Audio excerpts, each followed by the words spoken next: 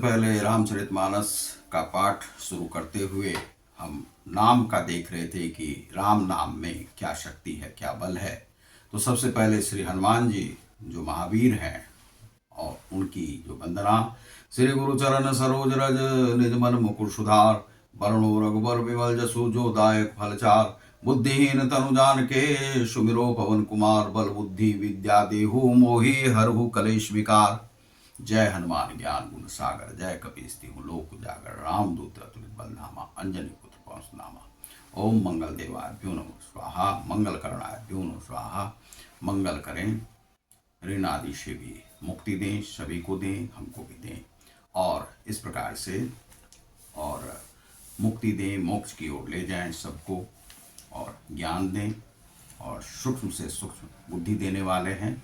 श्री गणेश जी कल्याण करें, माता शक्ति दें, मातृपिता का आशीर्वाद मिले, गुरु का आशीर्वाद मिले, और गणेश जी की जो है सो कृपा रहे, और शिव भगवान की कृपा रहे, राम भगवान की कृपा हो। एकु छत्रु एकु मुकुट मणि, शब वर्णनि पर जोई। तुलसी रघुवर नाम के बरन विराजत दो।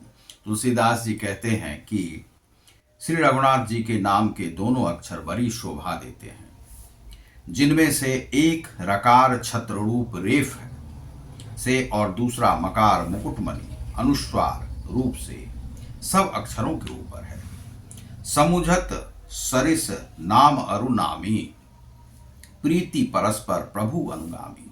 नाम रूप दुई ईस उपाधि, अकथ अनादि सुसा मुझी साधी।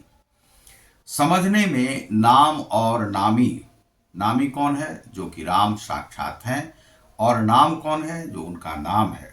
दोनों एक से हैं, दोनों लगते हैं कि ये राम है और ये राम है।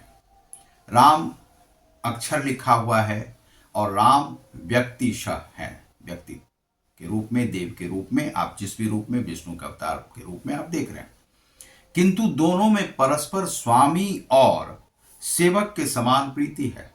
क्या है कि स्वामी उनका नाम ही है, और प्रीति कैसी है? सेवक और स्वामी जैसी है। अर्थात नाम और नामी में पूर्ण एकता होने पर भी जैसे स्वामी के पीछे सेवक चलता है, उसी प्रकार नाम के पीछे नामी चलते हैं। जो नामी हैं, जो शरीरधारी हैं, वे चलते हैं नाम के पीछे। प्रभु श्री राम जी अपने राम नाम का ही अनुगमन करते हैं, अपने ही नाम का अनुगमन करते हैं, नाम लेते ही वहां आ जाते हैं। यदि आप नाम पुकारेंगे, किसी का भी आप नाम यदि पुकारते हैं, तो वे आपको उपस्थित हो जाते हैं। जैसे मान लीजिए आप कहते हैं मोहन, नारायण, विष्णु, शिवजी, ये इस प्रकार से गजोधर, ये इस प्रकार के जो नाम हैं, सतीश, नरेंद्र, ये सब जो भी नाम आप देखते हैं, ये जो नाम हैं, यदि आप पुकारते हैं तो उनके कानों तक ये बात जाती है, और वे जो है इस बात को सुनते हैं, और सुनने के बाद आप तक वे पहुंच जाते हैं।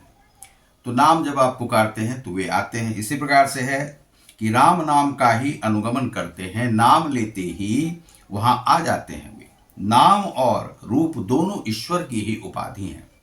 ये भगवान के नाम और रूप दोनों अनिर्वचनीय हैं, वह कहा नहीं जा सकता है। अनादि हैं और सुंदर हैं, शुद्ध भक्ति युक्त बुद्धि से ही इनका दिव्य अविनाशी स्वरूप जानने में आता है। को बर छोट कहत अपराधु, सुनी गुण भेदु समुझहि साधु।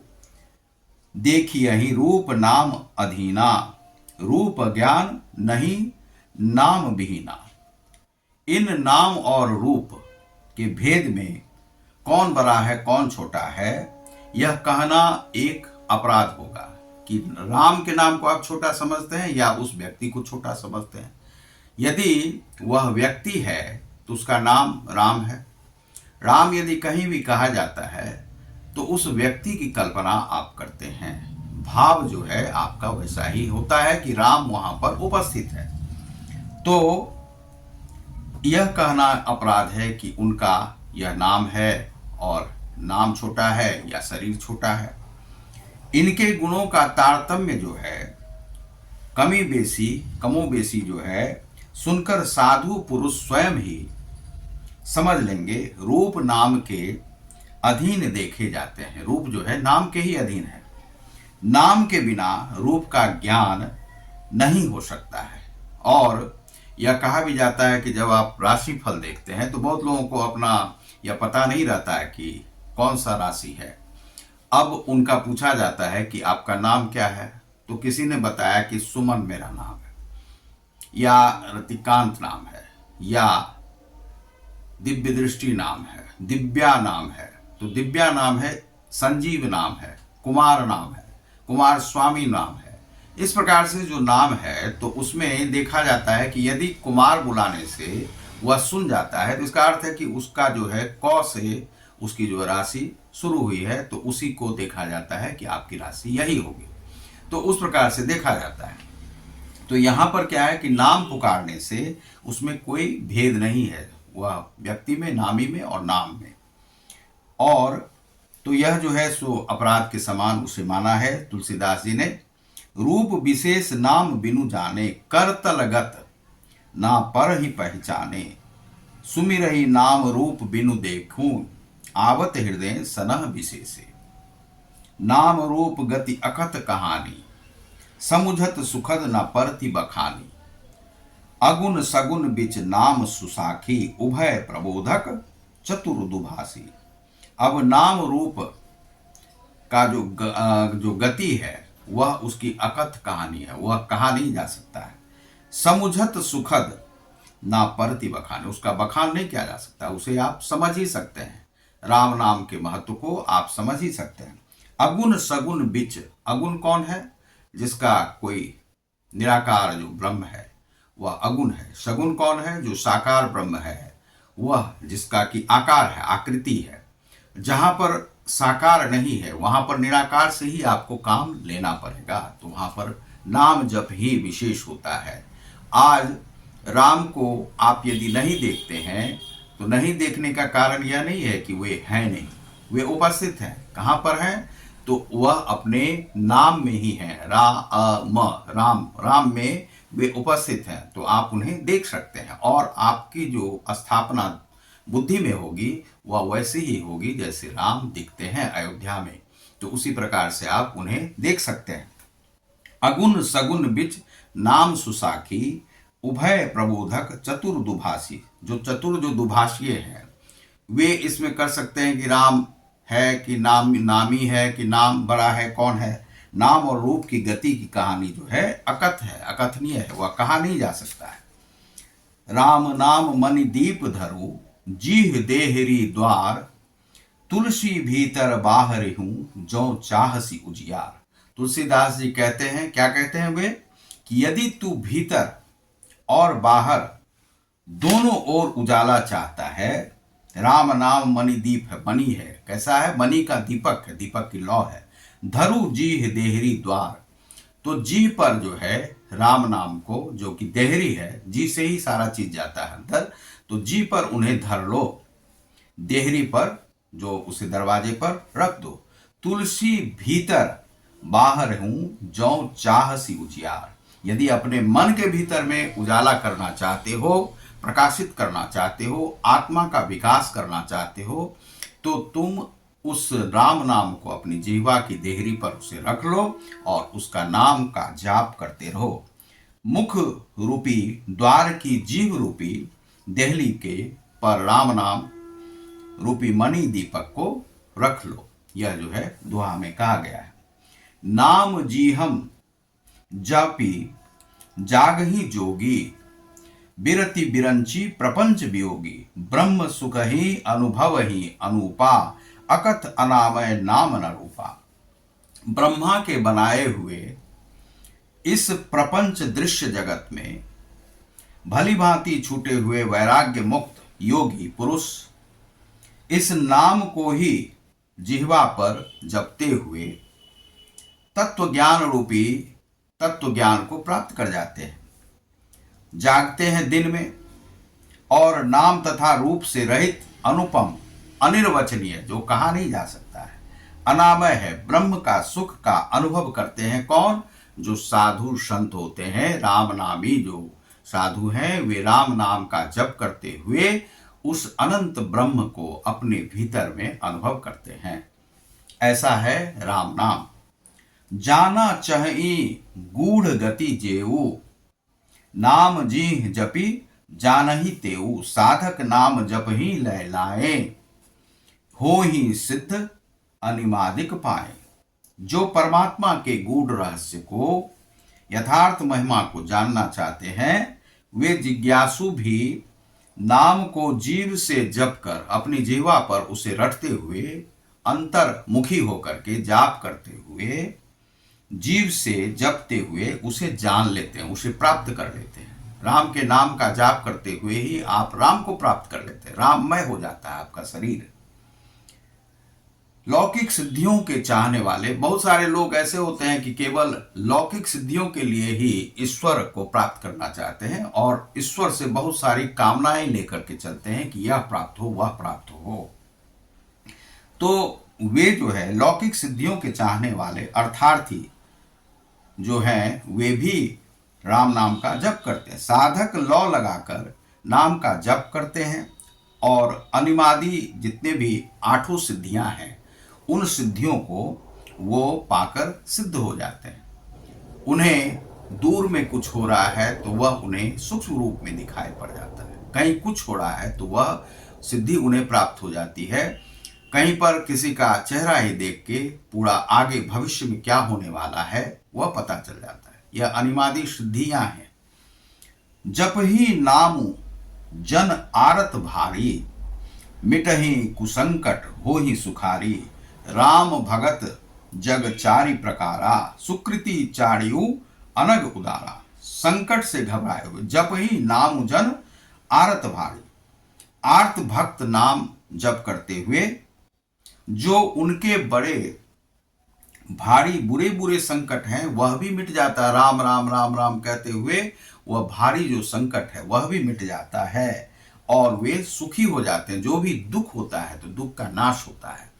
यदि आप किसी भी पूजा में हैं, लीन हैं, आध्यात्म शक्ति को प्राप्त करना चाहते हैं, तो जब आप मंत्र का जाप करते हैं, चाहे आप माला पे करें या अंतर्मुखी होकर के करें या बुद्धि में करें, हृदय में करें, पेट में करें, नाभि में करें या मूलाधार में करें, किसी भी स्थान पर यदि आप उस जाप को अनुभूत करते हैं तो आपके सारे दुख क्लेश मिट जाते हैं। तब आपको दुख नहीं रहता है, आप क्योंकि आप सांसारी नहीं रहते हैं।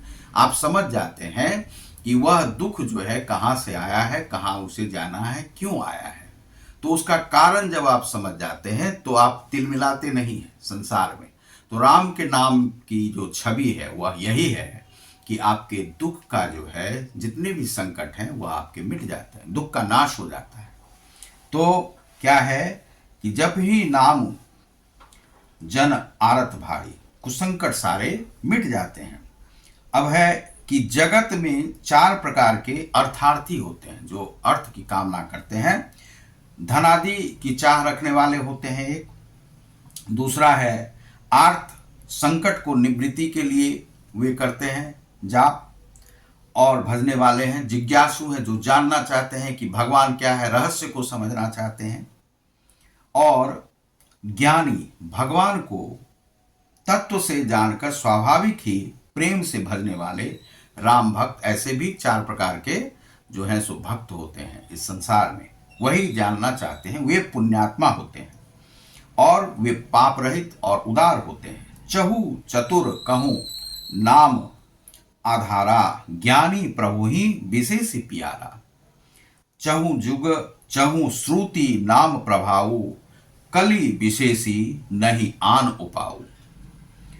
चारों ही चतुर जो भक्त हैं, जो आर्थ हैं, जिज्ञासु हैं, ज्ञानी हैं, ये जितने भी भक्त हैं, ये जो 4 प्रकार के भक्त हैं, उनके लिए क्या है, एक ही आधार है राम का नाम। और राम नाम तो यह क्या कहा जा रहा है, चहु चतुर कहूँ नाम आधारा, ज्ञानी प्रभु ही विशेष प्यारा। ज्ञानी के लिए जो है विशेष प्यारा है प्रभु प्रभु राम का जो नाम है वह विशेष। चहु जुग चहु श्रुति नाम प्रभावो, कलि विशेषी नहीं आन पाओ। कली काल में तो राम का नाम जो है विशेष संकटों को दूर करने वाला, ये बड़ा ही प्रभावशाली है यह नाम, और इस नाम का आप जाप करें कलयुग में।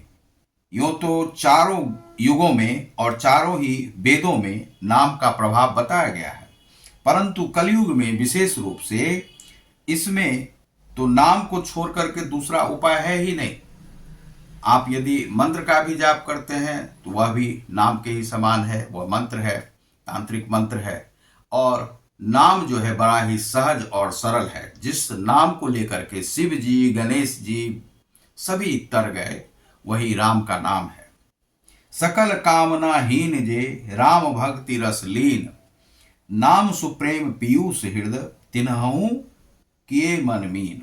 जो सब प्रकार को के जो जितने भी भोग हैं, मोक्ष को भी कामनाओं से रहित और श्री राम भक्ति के रस में लीन है, उन्होंने भी नाम के सुंदर प्रेम रूपी अमृत के सरोवर में अपने मन को मछली बना रखा है। मन की मछली को वे नचाते रहते हैं हृदय में।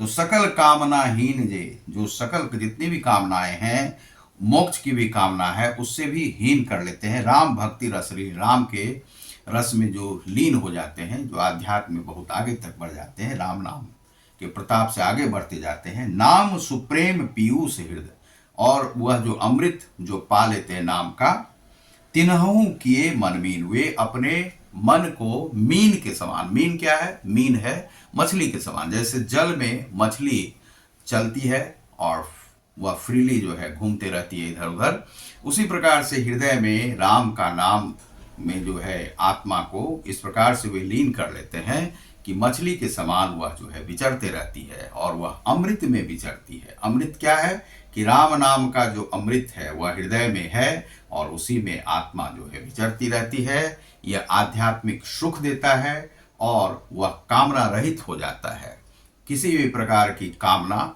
नहीं करता है। तो जो सांसारिक लोग हैं वह ईश्वर को भजते हैं, वह इसलिए भजते हैं कि उन्हें कुछ प्राप्त हो जाए।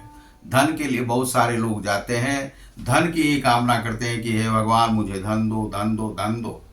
अब धन मिला नहीं मिला वह तो एक अलग बात है, तो वह भी राम को जपते हैं। उन्हें लगता है कि शायद जो आध्यात्मिक बहुत बड़े बड़े साधु संत हुए हैं वे पैसों के लिए ही भगवान को भजते हैं।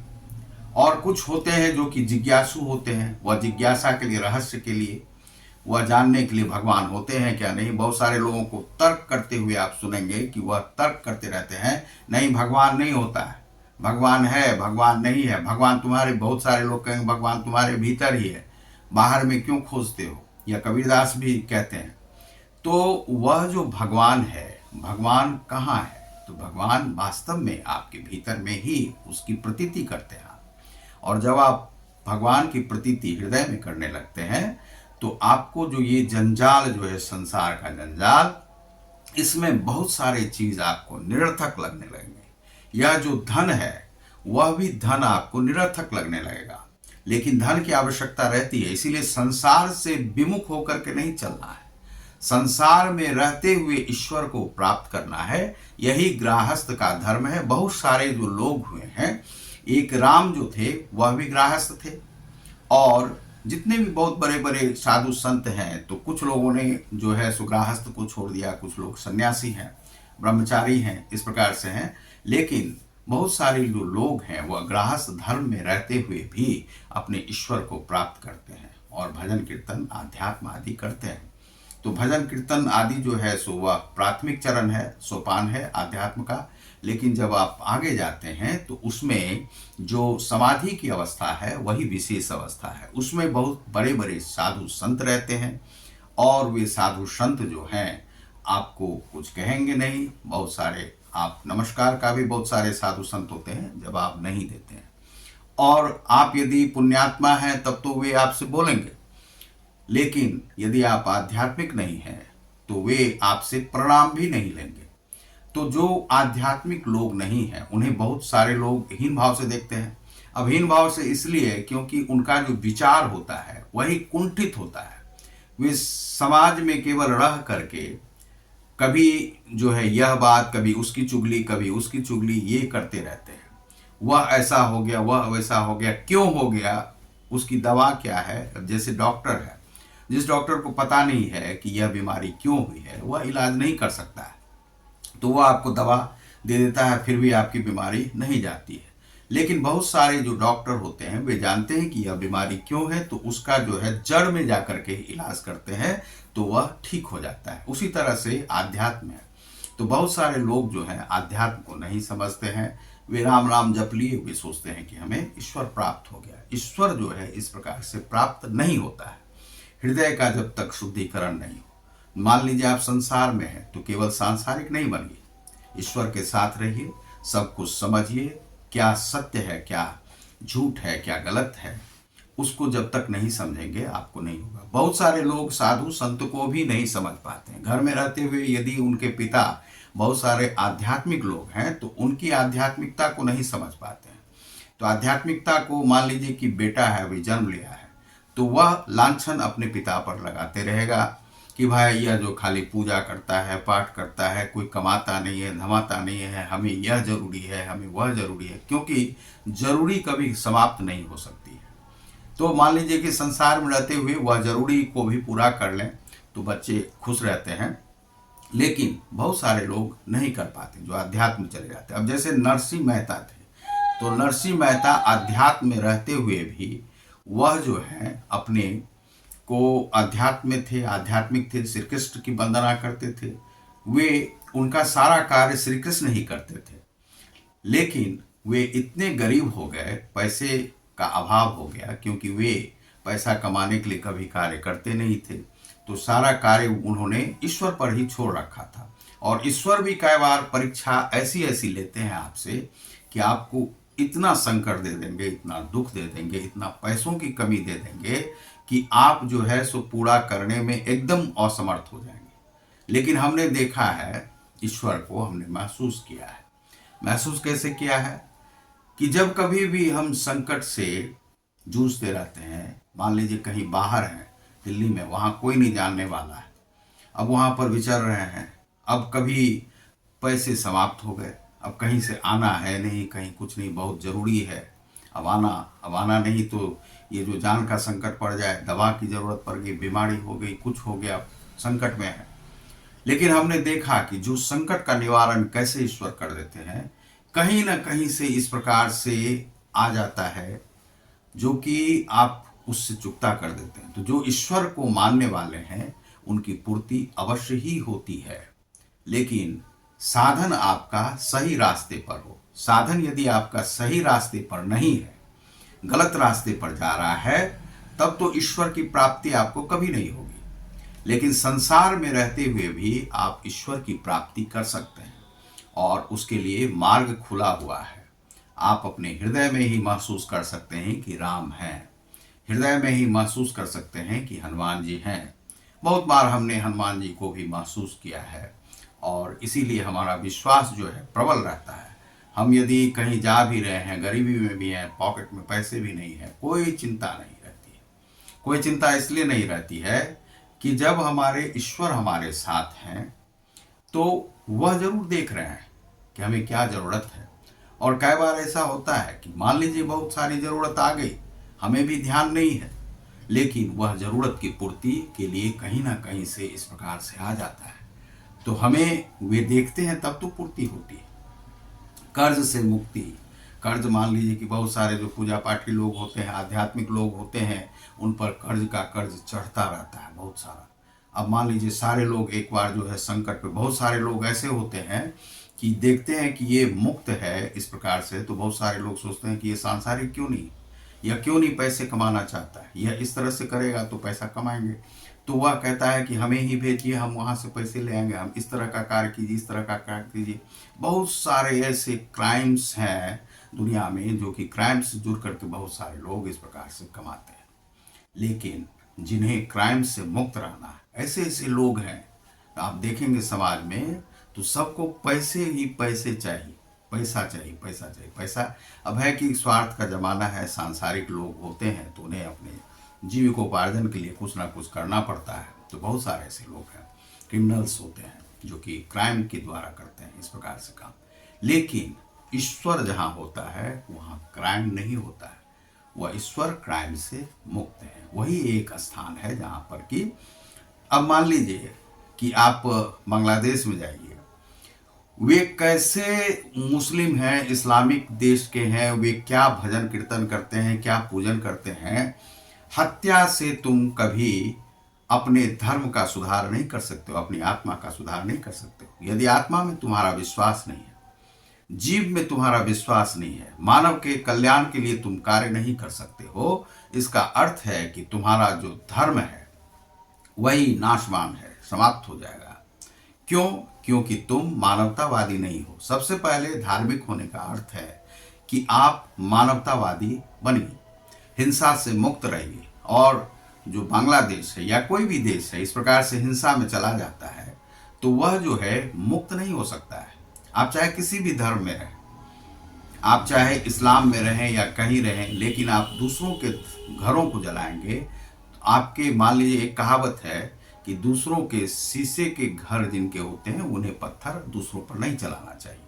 तो दूसरों पर आप पत्थर चला रहे हैं, मार रहे हैं और कहते हैं कि आप धार्मिक हैं, कट्टरपंथी हैं। कट्टरपंथी ऐसे नहीं होते हैं, क्योंकि आपको अपनी धर्म की रक्षा करनी होगी। तो बांग्लादेश में आप देख रहे होंगे कि किस प्रकार से इस्कॉन के मंदिर को जलाए जा रहे हैं। उन्हें लगता है कि इस्कॉन का मंदिर जो है सारे विस्फोट का जो है सो जड़ है। कहाँ से है भाई? गीता ने कभी उपदेश जो दिया है वह लोगों के कल्याण के लिए दिया है, उससे इस्लाम भी सीखता है।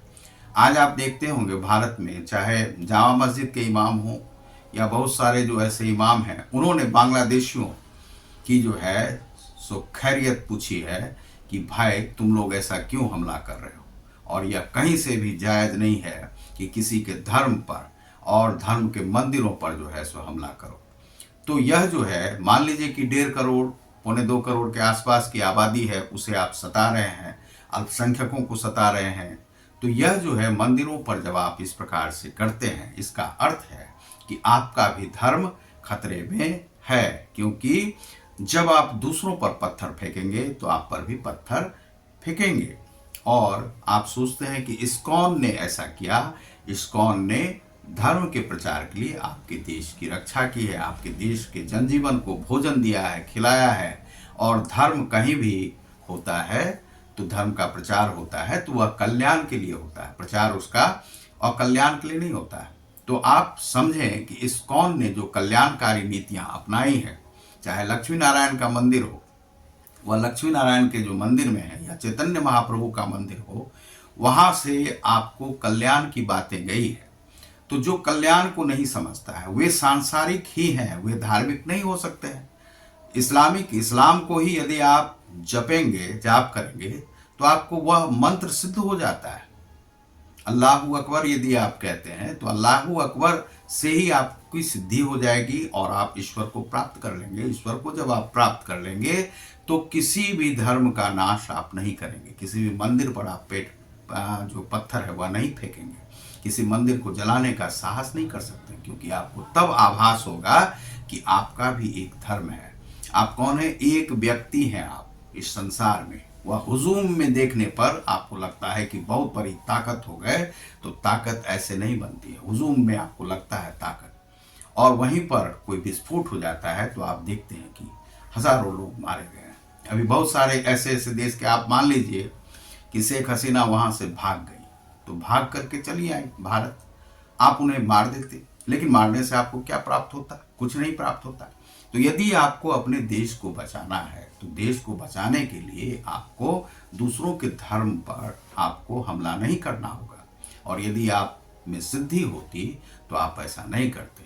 लेकिन यह बताता है कि आप एक सांसारिक हैं और अभी पूर्णतः आदमी नहीं बने हैं, और आपका धर्म भी जो है वह परिपक्व नहीं है, उसमें ज्ञानी लोग नहीं हैं, और ऐसी बातें करते हैं जो कि मानवतावादी नहीं है, मानव के कल्याण के लिए नहीं है। कोई भी धर्म यदि है देश में, यदि फला फूला है या कहीं विदेश में फला फूला है, चाहे वह पाश्चात्य का धर्म हो या मिडिल ईस्ट का धर्म हो, वह जो भी धर्म है वह फला फूला है कल्याण करके की।